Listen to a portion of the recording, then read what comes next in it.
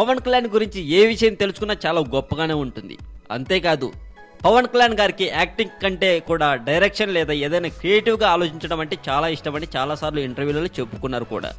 అదంతా ఒక విషయం అయితే, మనలో చాలామందికి పవన్ కళ్యాణ్ గారు మొదటిసారి జానీకి తన క్రియేటివిటీ యూజ్ చేశారని చెప్పుకుంటూ ఉంటారు. అయితే మనలో చాలామందికి తెలియని విషయం కూడా ఒకటి ఉందండి. అదేంటో తెలుసా?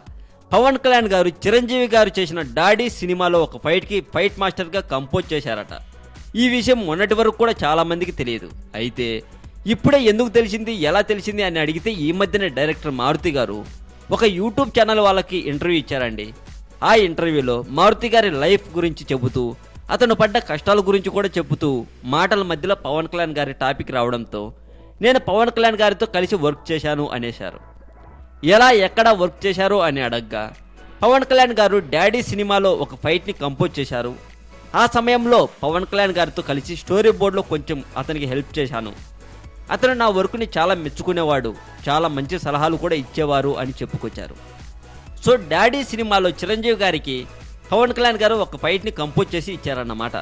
మరింత టాలీవుడ్ సమాచారం కోసం సబ్స్క్రైబ్ చేయండి టాలీవుడ్ సెంటర్.